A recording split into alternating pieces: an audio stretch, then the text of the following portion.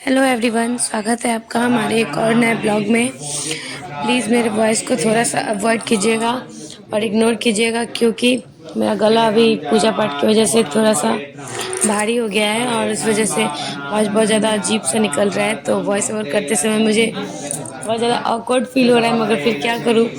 यहाँ पे voice over सबसे ज़रूरी है, क्योंकि यहाँ पे ना कोई गीत है, ना ही कोई भी चीज़ इसे यहाँ पे इंटरेस्टिंग है नहीं। तो इस वजह से मैंने सोचा कि थोड़ा सा वॉइस ओवर करके आप लोगों को मैं बता दूं कि अभी ये कौन सा विधि हो रहा है। ये भी गृह प्रवेश का ही वीडियो है, उसी दिन का है। बस कल वाला वीडियो बहुत ज़्यादा लंबा हो जाता है, इसीलिए मैंने उसको पार्ट 2 में कर दिया है। देखती हूँ कि अभी अगर और बड़ा होगा अगर ये वीडियो, तो मैं इसको तीसरे पार्ट में भी डिवाइड कर दूंगी। तो अभी यहाँ पे जो विधि हो रहा है उस सब के बारे में मैं आप लोग को बता दे रही हूँ। जैसे शादी के बाद अगर कोई भी पूजा पाठ होता है तो हम लोग के यहाँ का है रस्म है कि गुरुमुख हो जाता है। गुरुमुख यानी कोई भी पंडित जी या कोई भी ब्राह्मण को अपना गुरु मान के और हम लोग को उनका शिष्य होना पड़ता है, जिससे उसके बाद अगर सिख गुरुमुख होने के बाद अगर हम कोई पूजा पे बैठते हैं तो वो पूजा ही तभी उसका फल बोलते हैं लोग कि शुद्ध होता है, या फिर उसका फल कुछ मिलता है। इस वजह से अभी जो यहाँ पे विधि चल रहा है, ये गुरुमुख का विधि चल रहा है।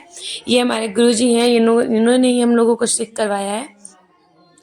तो सिख में गुरुमुख में ऐसा माना जाता है ना कि मायके का सारा सामान लगता है, और हस्बैंड जो है मेरे, उनके ससुराल का। तो सब चीज़ मेरे मायके से ही आया था, मेरा साड़ी वगैरह, मेरा कपड़ा वगैरह, और हस्बैंड जी का भी कपड़ा वगैरह सब मेरे ही मायके से आया था। उसमें भी एक सोना का मेरा नाक में का वगैरह भी आया था, ये सब भी। तो वो सब मैं कभी फिर बाद में दिखाऊंगी कि मेरे यहाँ से आया क्या था।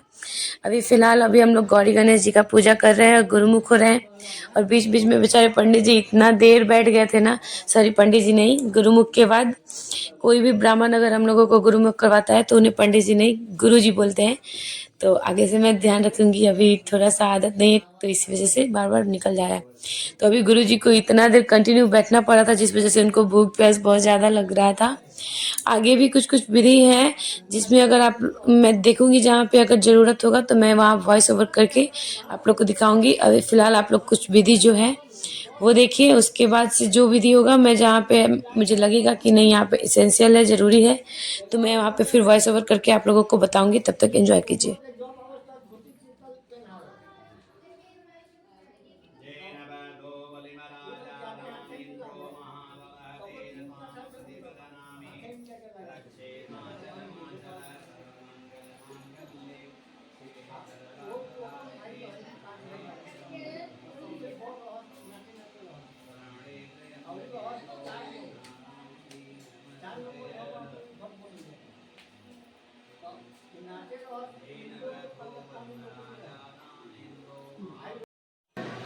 अभी आगे जो यहाँ का रस्म हो रहा है, इसमें गुरुजी हम लोगों को रक्षा सूत्र बांध रहे हैं। रक्षा सूत्र के बाद एक कंगन बांधने का विधि होता है। जो जो अभी यहाँ पे मैरिड होंगे उन लोगों को पता होगा कि कंगन बांधना मतलब क्या होता है। वो एक बंधन में बांधना होता है। जैसे कि हस्बैंड और वाइफ बैठे एक साथ बैठ के पूजा करते हैं तो उन दोनों को कंगन बनाता है, यानी हम दोनों बंधन में। इस वजह से यहाँ पे मैं यहाँ पे इसलिए क्लियर कर रही हूँ क्योंकि बहुत लोग कि जब यहाँ बहुत तरह से अलग अलग विधि होती होगी, तो यहाँ पे जो मेरे यहाँ का विधि है इसके बारे में मैं डिटेल से बता रही हूँ। और इसके बाद इस दिन जो हुआ था ना, गृह प्रवेश के दिन हम लोग यहाँ बहुत सारा मतलब 3-4 पूजा हुआ था। पहले तो जो कुल देवता थे उनकी स्थापना हुई थी, मतलब प्राण प्रतिष्ठा हुआ था। उसके बाद से फिर हम लोग गुरुमुख हुए थे, उसके बाद से गृह प्रवेश का विधि हुआ था। और यहाँ ये वाला रस्म ना मुझे बहुत अच्छा लगा कि मतलब हम लोगों को ओढ़ावन किया गया वो धोती से, और ये धोती भी मेरे मायके के यहाँ से ही आया था। और ओढ़ावन करने के बाद जो गुरुजी थे, वो हम लोग जिस भी भगवान के शिष्य हुए हैं, गुरु सिख हुए हैं, उनके बारे में हम लोगों के कान में पंडित जी धोती के मतलब गुरुजी हम लोग के धोती के अंदर आके और उनके बारे में कुछ मंत्र बता रहे थे। वो हम ऐसे खुल के नहीं बता सकते हैं क्योंकि वो फिर सार्वजनिक हो जाएगा, और गुरुमुख होने के बाद से अपने गुरु को सार्वजनिक नहीं किया जाता है, मन में ही रखा जाता है। इसी वजह से हमने अपने गुरु जी को मन में ही रखा है। मगर इतना अच्छा लग रहा था ना, मतलब मेरे साथ सब चीज़ एकदम नया नया अनुभव हो रहा था। ये सब चीज़ मैं देखी हूँ मगर बहुत पहले देखी, उस समय शायद मैं बच्ची भी होंगी, बुआ, मतलब उतना ध्यान नहीं था। मगर जो चीज़ फिर अपने साथ होता है ना, तो उससे आदमी ज़्यादा रिलेट कर पाता है। तो ये सब चीज़ जब हो रहा था ना तो बहुत अच्छा लग रहा था। मतलब शादी में तो आदमी एकदम सहमा सहमा सा रहता है, जो विधि होता होता है, बस मरे मरे जैसा करने रहता है। मगर यहाँ पे एकदम खुल के हंसी मजाक ठिठोली सब होते हुए भी सारा पूजा पाठ हुआ, तो बहुत अच्छा लगा ऐसे। यहाँ पे जो गुरु जी अभी बता रहे हैं हमारे, यहाँ ये पूछ रहे हैं कि आप किस भगवान को सबसे ज़्यादा पूछते हैं और किस भगवान के को गुरु मान के आप उनकी सेवा हमेशा के लिए कर सकते हैं। तो अभी हम लोग थोड़े कंफ्यूज थे, क्योंकि गुरु जी ऐसे 3-4 भगवान का नाम लिए थे। फिर मम्मी जी पीछे से इशारा की कि ऐसा भगवान का लो कि उनका सेवा शुदा तुम लोग कभी भी कर सकते हो, कभी टूट भी जाए तो वो चीज़ खराब नहीं लगे उन भगवान को। इस वजह से हम लोगों ने बहुत सोच समझ के कुछ अपने मतलब अपने हमने जिसे जिन्हें गुरु माना है उनको लिया है। और उनका लगभग सभी लोग पूजा पाठ करता है उनका। और हम लोग भी हमेशा किसी भी मंत्र में उनका उपचार कर देते हैं। तो वही पंडित जी समझा रहे हैं कि मानना है तो वैसे ही भगवान को मानिए जिनको आप पूरे मन से और अच्छे उनका सारा सेवा संस्कार कर सकते हैं। तो इस वजह से हम लोग पूरा राय विचार सब लोगों से कन्फ्यूजन क्लियर करके और कोई एक भगवान को गुरु सिख मान लिए हैं। और उसके बाद से गुरु जी फिर उनके बारे में बता के और फिर उनका मंत्र हम लोग को बताएं कि सोने से पहले और सोने के मतलब उठने के बाद वो मंत्र जाप करके ही उठना है। उसके बाद से अपना जो डेली का व्यवहार है वो करके और अपने एक बार दिन में 1 या 2 बार अपने गुरु जी को ज़रूर याद करना है। तो वैसे तो अभी कंटिन्यू नहीं हो पा रहा है क्योंकि नया नया है, मगर धीरे धीरे हो जाएगा। और यहाँ अब हमारे जो कुल देवता हैं उनको स्थापना करने के लिए वो हस्बैंड जी उठे हैं। और उनको स्थापना करने के बाद अब उनको जो जो श्रृंगार वगैरह था वो सब चढ़ा रहे हैं। तो उसको भी आप यहाँ पे देख सकते हैं।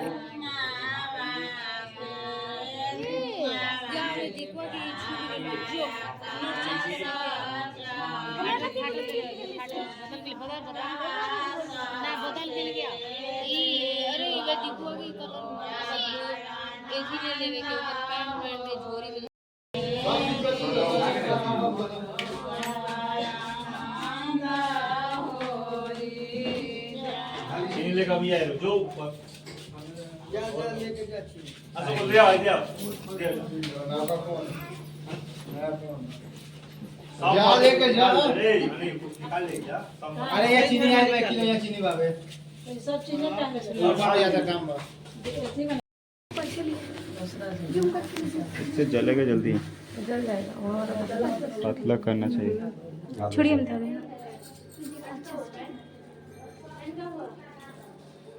थोड़ा ताक दीजिए इधर में। वनस्पतिर्षोदगोदो गन्धाढ्यो गन्धोत्तमः अग्रे गन्धर्वदेवानां धूपोऽयं प्रतिगृह्यताम् धूपं दर्शयामि। फल मिठाई चाहिए। इदं फलं मया देव स्थापितं पुरतस्त्वतेन मे सफलावाप्तिः भवेत् जन्म जन्मनि नाभ्यस्तन्तः शिष्णोरौ समवर्धनं च पराभ्यां भूमिरुपं लोकान् तथाय कल्पेन्। इदं फलं मया देव स्थापितं पुरतस्त्वतेन मे सफलावाप्तिः भवेत् जन्म जन्मनि। 3 बार जल्दी से। पाद्योऽयं पाद्यं समर्पयामि अर्घ्यम् आचमनीयं समर्पयामि शुद्धयाचमनीयं समर्पयामि। रुपये चढ़ाइए। हिरण्यगर्भः समवर्ताग्रे बुधजातः पत्रे कयासीत् शतधारिधामुस्तेषां कस्मै देवाय हविषा विधेम हिरण्यगर्भं प्रतिगृह्यताम्। गोविंद भगवान को हम जल एक ही बार दिए है। 3 बार जल देने से अरममिदं मग्नये प्रज्वलितो भव।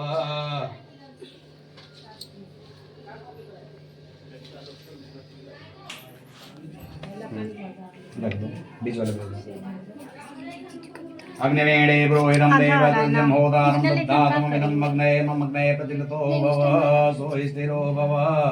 दोनों आदमी को दक्षिणा ले लिया। हिरण्यगर्भः समवर्तताग्रे बुधजातः पत्रे कयासीत् शतधारिधामुस्तेषां कस्मै देवाय हविषा विधेम हिरण्यगर्भं प्रतिगृह्यताम्।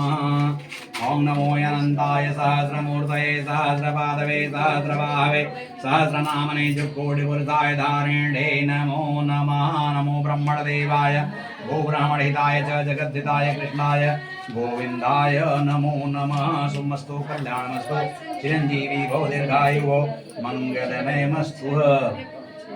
बनाना कुछ कभी